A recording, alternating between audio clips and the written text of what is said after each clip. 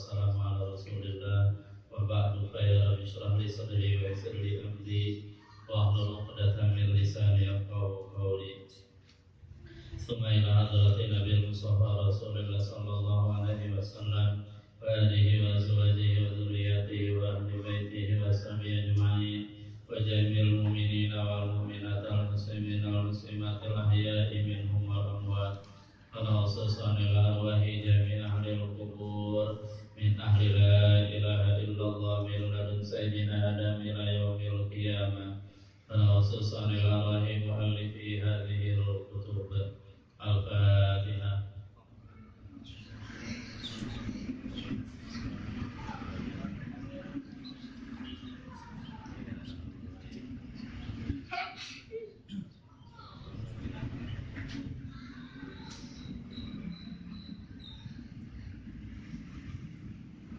Pada haji semua sejarah ini kau bawa pengurus sudah lagi suruh pada haji.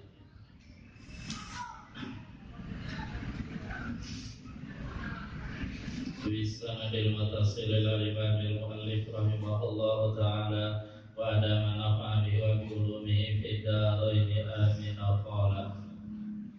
Bismillahirrahmanirrahim. Ma tawaqqafa matlabun anta talibuhu bi rabbika wa la tayassara matlabun anta talibuhu bi nafsika. Ma tawaqqafa tidaklah terhenti, ai ta'assara tugasnya sulit, jadi tidak sulit berarti mudah. Matlabun satu matlab, satu cita-cita, satu tuntutan, satu kebutuhan. Min matalibi dunya wal akhirah, daripada tuntutan, permohonan, cita-cita dunia dan akhirat. Anta yang kamu talibuhu memintanya, meminta matlab tadi itu, memohonnya, memohon permohonan tadi, birabika dengan meminta tolong kepada Tuhan Allah.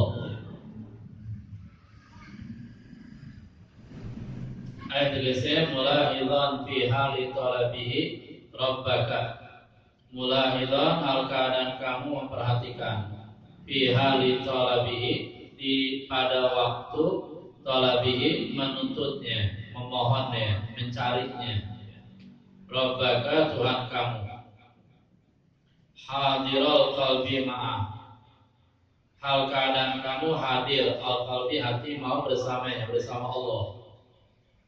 Mu'tamidan kamu juga bersandar alai kepada Allah, fi taysiri dzalikal matlab, di dalam memudahkan dari kalimat matlab itu tuntutan, itu permohonan, itu permohonan ya, hajat dan seterusnya.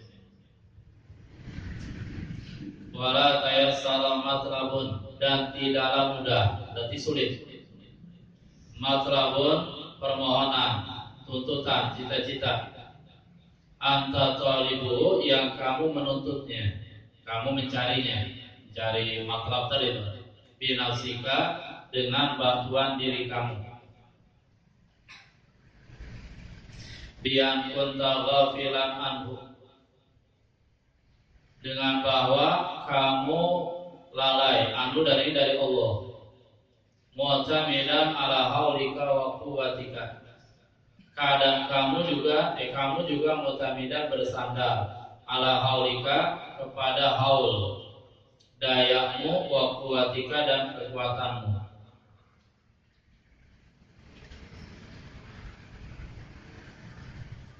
Jadi dalam ajaran Islam orang mukmin diajarkan bahwa di dalam meraih cita-cita, di dalam berusaha, baik cita-cita dunia ataupun akhirat, itu kalau dalam berusaha tadi bersandar kepada Allah, memohon kepada Allah, secara hati menyerahkan seluruhnya kepada Allah, ya walaupun secara lahirnya tetap berusaha, maka insya Allah matlab kebutuhan-kebutuhan tadi akan dipermudah oleh Allah. Gitu. Artinya yang penting di sini hati seseorang itu harus benar-benar merasa butuh pada Allah. Dia merasa butuh pada Allah, maka nanti Allah permudah. Gitu. Karena pada prinsipnya memang seluruh manusia itu selalu butuh kepada Allah, dan Allah yang maha kaya. Makanya Allah berfirman dalam Al-Quran, Ya ayuhan nas antumul fuqara ilallah, wallahu wal ghaniyul hamid. Ya ayuhan nas, wahai manusia, antumul fuqara, engkau adalah orang-orang yang sangat butuh pada Allah. Sehingga ketika seseorang telah dia pasrahkan seluruh urusan di dunia dan akhirat secara hati ya, halus secara lahir dia berusaha tetap. Karena secara lahir itu kan artinya syariat nggak boleh ditinggalkan. Maka Allah akan permudah segala urusannya. Makanya dalam Islam diajarkan hendaklah seseorang itu selalu melakukan tabarri. At-tabarri min haulihi wa quwwatihi, membebaskan dirinya dari daya dan kekuatannya. Jadi dia yakin bahwa seluruh kekuatan adalah milik Allah. Dan salah satu cara agar perasaan tadi timbul dan agar merasakan bahwa yang mempunyai kekuasaan adalah Allah. Sementara kita manusia sangat fakir, sangat miskin, lemah dan seterusnya. Dan agar seluruh urusan dipermudah, Islam mengajarkan, ya termasuk Rasulullah SAW mengajarkan, hendaklah kita umat Islam banyak mengucapin la haula wala quwwata illa billah. Benar Rasul mesen itu. Karena ada seorang sahabat, dia saudaranya ditawan. Sementara dia kesulitan untuk membebaskannya. Dia laporan curhat kepada Rasulullah. Rasulullah, banyak oleh ente mengucapin la haula wala quwwata illa billah. Dan itu dasar di sini. Kalau diamalkan secara rutinitas dan yakin bahwa Allah yang memberikan kemudahan, maka seluruh urusan insya Allah akan mudah. Karena waktu itu kita ngaji dalam Safinatun Najah atau mana ya, dianjurkan baca la haula wala quwwata illa billah sebanyak 300 setiap hari. Itu kalau benar-benar kita baca dan kita yakin Allah yang memberikan kemudahan, maka seluruh urusan mudah. Cuma permasalahannya kita baca tapi kita nggak yakin, sehingga urusan tetap susah, tetap nggak beres-beres. Gitu. Pokoknya dijamin beres kalau seseorang sudah mampu melakukan at-tabarri min haulihi wa quwwatihi. Dia membebaskan diri dari kekuatannya dan dayanya. Artinya dia yakin seluruh kekuatan milik Allah, kemampuan milik Allah. Kalau udah yakin seperti itu, pasti seluruh urusan mudah. Permasalahannya kita kan sudah nggak yakin gitu. Kita masih menggunakan logika. Kalau begini maka begini. Apalagi logika matematik. Kalau begitu maka begini. 1 tambah 1 sama dengan 2. 2 tambah 2 sama dengan 4 dan seterusnya. Karena kita terbelenggu dengan logika matematik, sehingga seringkali kita kurang yakin dengan kekuasaan Allah, maka ya wajar kalau urusan-urusan kita banyak menemui kesulitan dan jalan buntu. Karena memang secara makna la haula wala quwwata illa billah itu bagus banget artinya. Rasulullah menafsirkan la haula an ma'siyatillah wala quwwata li ta'atillah illa bi ma'unatillah. Seseorang tidak akan mampu untuk menghindar maksiat dan seseorang tidak ada kekuatan untuk melakukan ketaatan kecuali dengan pertolongan Allah. Gitu. Ada juga ulama yang menafsirkan la haula wala quwwata illa billah. La haula, tidak ada haul. Haul itu kan artinya pindah dari suatu tempat ke tempat yang lain. Wala quwwata, dan tidak ada kekuatan untuk pindah dari suatu tempat ke tempat yang lain, untuk gerak, diam dan lain sebagainya, illa bima'unatillah, kecuali dengan pertolongan Allah. Benar itu. Memang itu kurang yakin. Orang-orang yang mereka telah sampai ke kelas sana tuh, mereka yakin bahwa Allah yang memiliki kekuatan, Allah yang mampu mengalahkan segalanya, dan mereka tawakal dan bersandar kepada Allah, dipastikan urusannya akan beres dan lancar. Artinya kita harus paham, kita jangan nyalain Allah, karena memang permasalahan ada pada diri kita. Kita masih bersandar pada kemampuan diri kita, dan kita tidak bersandar pada Allah. Tuh, masalahnya begitu. Ada satu pertanyaan, ada orang gak ibadah, gak sholat, gak apa-apain ini, bahkan dalam hidup ini dia mengandalkan diri sendiri, dia gak butuh sama Allah, tetapi kenapa urusan-urusannya lancar, studinya sukses, bisnisnya goal dan seterusnya.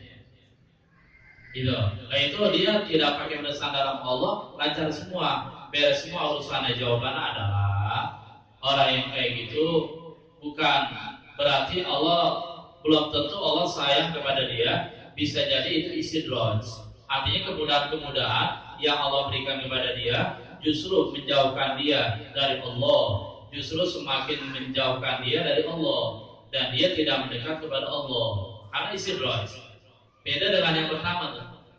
Orang yang pertama ketika dia yakin la haula wala quwata illa billah, urusan lancar semuanya, maka dia akan semakin merapat, dia semakin mendekat kepada Allah, dan dia yakin Allah yang memberikan kemudahannya sehingga dia merasa tawadu, rendah hati dan seterusnya. Beda sama yang kedua tadi tuh, yang walaupun secara lahirnya Allah kasih kemudahan-kemudahan, padahal dia mengandalkan kemampuannya, ilmunya, tenaganya, kepintarannya. Tapi apa yang terjadi ketika dia sukses, dia berhasil, dia sombong kepada Allah, dia tidak mau mendekat kepada Allah. Jadi bedanya di situ gitu. Banyak masyarakat kita sekarang protes, komplain. Ya ngapain sholat, ngapain ibadah, miskin jalan terus, mendingan kayak si A, kayak si B, nggak pernah sholat, nggak pernah ngaji, nggak pernah ibadah, tapi jadi orang kaya. Ayo kita contoh dia, sehingga karena masyarakat salah paham, akhirnya rame-rame ninggalin sholat, rame-rame nggak mau ibadah karena mencontoh si A, si B yang dia jauh dari Allah, dia nggak pernah ibadah, tapi Allahu Akbar, urusannya beres, kekayaannya banyak, tetapi Islam menjawab ini bukan sebuah kenikmatan, tetapi istidraj gitu. Jadi jalan ke sana gitu. Kita lanjutin. Faman anzala hawaijahu billah, maka siapa orang yang dia memposisikan, menempatkan hawaijahu, kebutuhannya bila kepada Allah. Pokoknya kalau banyak urusan kita nggak beres, jangan nyalain Allah, nyalain diri kita sendiri. Kalau bahasa Arabnya, fala talumanna illa nafsa, ente jangan celah kecuali diri ente sendiri. Gitu. Faman anzala hawaijahu billah, siapa orang yang dia menempatkan, memposisikan hawaijahu, kebutuhannya billah dengan pertolongan Allah, wa taja ilai, dan dia berlindung kepada Allah, wa tawakkala fi amri kulli alaihi, dan dia tawakal, dia serahkan dalam urusannya seluruhnya alaihi kepada Allah. Kafahu, niscaya Allah akan mencukupinya kulla mu'natin, setiap biaya, setiap beban dan kesulitan Allah beresin. Gitu. Permasalahannya kan kita sering bersandar sama diri kita. Kita menganggap hebat, kita menganggap kuat, sehingga urusan-urusan kita jadi pada beres. Bukan siapa-siapa kita. Wa qarraba alaihi kulla ba'id, dan Allah dekatkan alaih kepadanya kepada orang tadi kulla ba'id, setiap yang jauh Allah deketin, yang sulit Allah permudah gitu.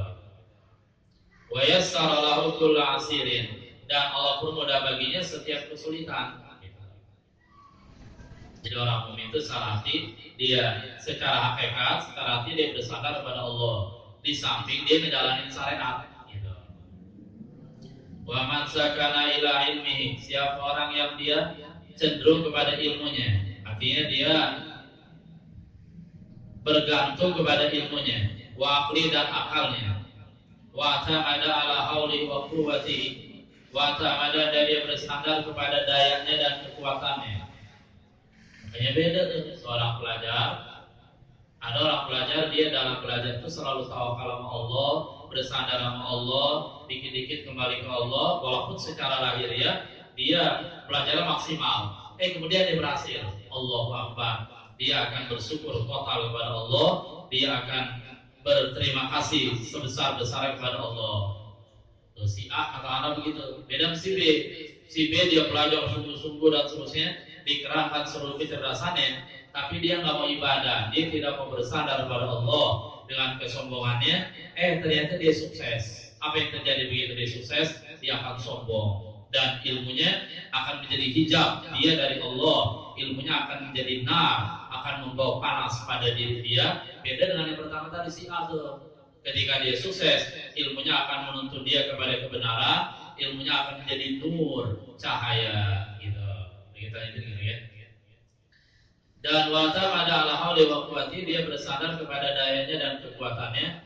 Wa kalahullah ta'ala ila nafsi. Wa kalahullah, niscaya Allah serahkan dia tuh, orang tadi akan Allah serahkan ila nafsi, kepada dirinya. Allah nggak tolong. Udah, Allah serahkan orang tadi kepada dirinya, artinya Allah nggak tolong.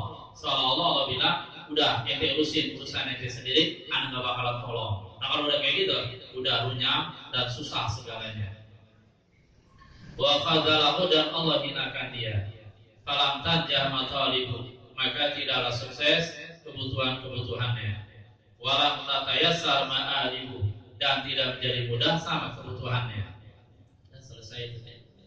Mudah-mudahan dan ini kita banyak menyerahkan urusan kita kepada Allah, walaupun seringkali kita merasa nggak butuh sama Allah gitu. Kita banyak berzikir, la haula wala quwwata illa billah. Wala makana min asyrafil matalibi wa aqrabiha lil qawati wal ma'atibi. Afdul muridi hala sulukihi wa nihayatihi fi suluki thariq khassasa bil litinaibi. Wala madat kalakan ada min asyrafil matalib, di antara paling mulianya cita-cita, tuntutan, wa aqrabiha, dan paling dekatnya cita-cita, lil khawati wal ma'atib, kepada khawati. Khawati itu hal-hal yang memutuskan, hal-hal yang merintangi dia, wal ma'atibi, dan kesulitan-kesulitan. Nah, cita-cita yang paling mulia dan paling dekat dengan tantangan-tantangan, artinya banyak tantangannya. Apa itu? Afdhul muridi, yaitu memulainya si murid, hala sulukihi, pada waktu suluknya si murid, wa nihayatihi, dan kehabisannya si murid. Artinya pada waktu awal-awal perjalanannya dan ketika dia sudah sampai pada akhir perjalanannya, baik ketika dia start atau ketika dia sudah finish. Fi suluki thariqi, di dalam menempuh jalan, di jalan hakikat, jalan wali, jalan orang-orang tasawuf. Khassasahu, niscaya Allah mengkhususkan dia tadi itu, afdhul murid tadi, pilih tinaibihi, dengan perhatian bihi, dengannya, dengan masalah afdhul murid, memulainya si murid, baik ketika dia suluk ataupun ketika dia sudah sampai. Bisa juga kita baca afdhul muridi, memulainya si murid, hala sulukihi, pada waktu suluknya dia, wa nihayatuhu. Ini lebih tepat kita baca nihayatuhu aja nih. Afdhul muridi, memulainya si murid, hala sulukihi, keadaan waktu suluknya dia, wa nihayatuhu, dan sampainya si murid, fi suluki thariq, di dalam menempuh jalan, jalan tasawuf. Kita baca nihayatuhu aja deh, karena muqabalah dia. Kalau akhdhu itu memulai pada posisi start, kalau nihaya itu sudah sampai pada posisi finish gitu. Khassasahu, menghususkan dia oleh musannif masalah akhdhul murid dan nihayahnya, bil litina, dengan perhatian, bihi, dengannya, ya dengan tadi itu, dengan perkara masalah akhdhu dan nihaya. Berikut musannif akan membimbing seorang murid bagaimana seharusnya si murid itu ketika dia di awal perjalanannya, di tengah perjalanannya, bahkan ketika si murid tadi sudah sampai. Nanti akan dijelaskan dan seterusnya.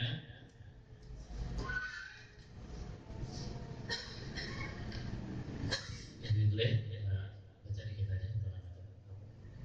Min alamatin nujhi fi nihayat ar-ruju' ila Allah fil bidayah.